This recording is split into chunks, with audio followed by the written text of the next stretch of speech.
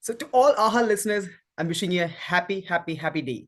So today we have our honorable opposition leader, Mr. Pierre Poilievre, joining us with this video. And I'm so happy to share this screen space with you, sir. I'm very pleased to be with you as well. And I wish you a wonderful holiday. And to any of your listeners who are Christian, a Merry Christmas. Perfect. So a usual start. People everywhere in this world, when we meet a person, we ask a question, how are you doing? It's funny, most interviews don't start that way, but I'm doing well. I'm just enjoying a fairly quiet day, but doing some bunch of interviews at home with my family. My little guy's running around, and little girl's having her last day at school before the holidays. So we're having a nice day and looking forward to a little time off in the days ahead. Perfect. But my question is, do you really think Canadians are having a good time or they're doing good? Well, I hope they are, but unfortunately, things are not great in Canada these days.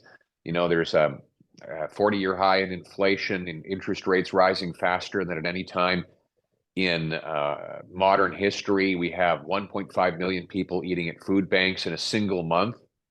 Mississauga's food bank reported that some of its clients are asking for help with doctor-assisted suicide, not because that they're sick or injured, but because they're too poor to live. This, we've had in BC, the number of drug overdoses has tripled, more than tripled, actually.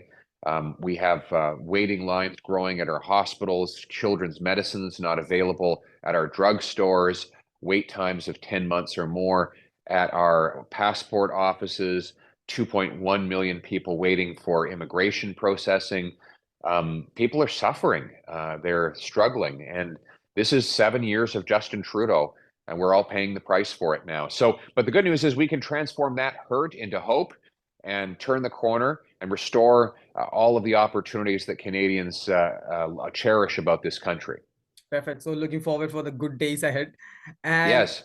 I have another question. Like the place where I live in Toronto, just 15 minutes away from my home, just few days before, we all heard about a massive gun shooting. 5 people were dead in Vaughan, Ontario. So what is your thought about that? Like a random guy just killing 5 people, a 73-year-old person. It's extremely sad. And our thoughts right now are with the family members of the victims. And we say a prayer for those who are lost. And all we can do is pledge to fix the system that is leading to these kinds of terrible crimes repeating themselves again and again. Previously, like I moved to Canada like 7 years before. I had a feeling like I'm really safe in this country. But honestly, like these days, even last day, I was talking to my friends and family, and they actually called me from India, and they were asking me like, what's happening over there? Like 5 people were died, and where are all these people getting guns and all these weapons? And You're right. That's a good question. The answer is they're coming from the United States. They're being smuggled in over the border. And this is 7 years of Justin Trudeau's policies that have allowed our streets to be flooded with drugs and guns and allowed violent reoffending criminals to be back out on the street shooting up our communities. I don't know. I'm not speaking specifically about the Vaughan shooting right now because I don't know all the details of the shooter or the incident. But generally speaking, violent crime is up 32% under Justin Trudeau. Gang violence has nearly doubled. And the communities are facing more and more illegal guns coming through our porous open border with the US. Justin Trudeau has done nothing to fix this, and I will fix it. perfect. And talking about the healthcare system, like just few minutes Yeah. before you were mentioning, like people have to wait for a long time in hospitals and in drugstores and everything to get medicines and everything. So being a person from India, we have so many healthcare professionals like doctors, nurses, and everything.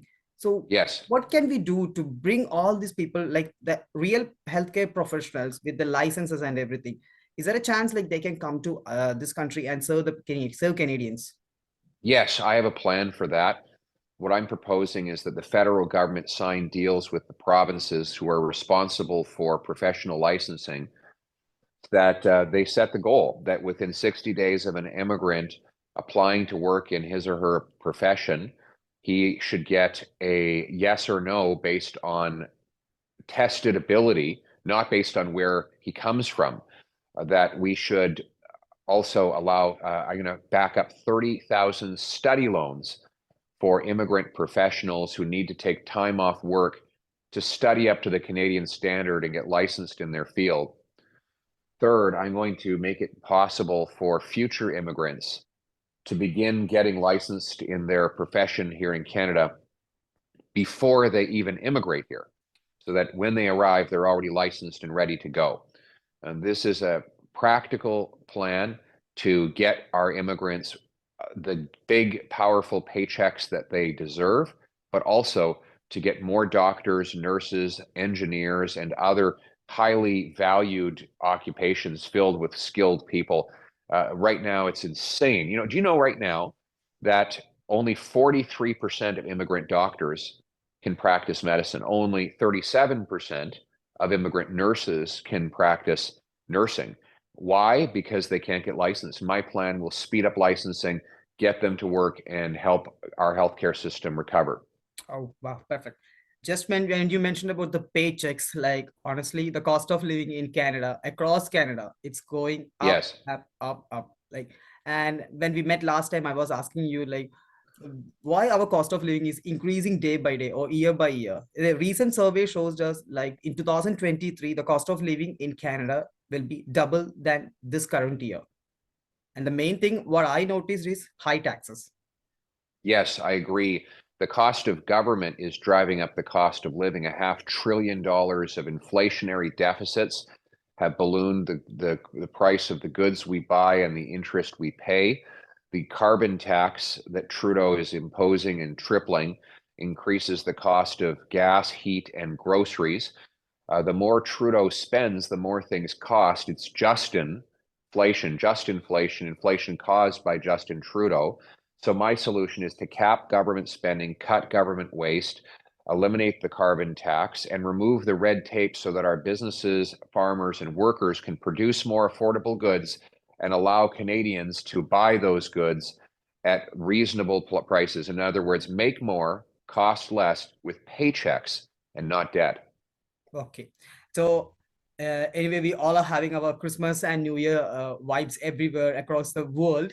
So what is Yes. your message and wishes to our Kerala or South Indian community in Canada? Well, I want to thank all of the people from Kerala for coming to Canada and enriching our lives, the family values that you've brought, the faith and the tradition that you observe, make this country stronger and better. I share your values of faith, family, and freedom. I want this to be the country that lives up to your expectations, that is worthy of your decision to come here. We want this to be like I was adopted. My mother was 16. She wasn't able to raise me. My two school teacher parents told me, though, that it didn't matter where I came from. It mattered where I was going. It didn't matter who I knew, but what I could do. And that's the country I want my kids to inherit. That's the country I'm going to bring about for everybody, no matter where they come from. So let's lock arms and restore that Canadian promise.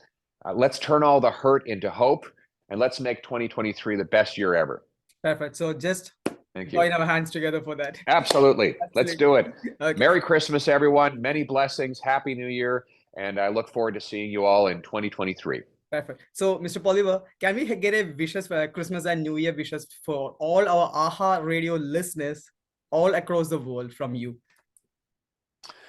Yes. I want to wish a Merry Christmas to all the Aaha listeners from all around the world. I hope that this will be a time for you to gather around the tree or the fire to celebrate the birth of Christ, to raise a glass in celebration and appreciation for all you have. I hope that you'll be able to live in the moment and put aside your worries for tomorrow or your regrets for yesterday, and instead just enjoy the beautiful present. As the old saying goes, yesterday's history, tomorrow's a mystery, today is a gift, and that's why they call it the present. Perfect. So let's, even though we are virtually, it's a virtual meeting, so virtually let's join our hands together. Let's do it. Thank you very much, my friend. Thank you Merry so Christmas much. and a Happy New Year to you. Merry Christmas and to all you and your family. Thank you. Likewise to you. Thank you. Thank you so much. Have a wonderful day. Okay. Thank you. Bye now.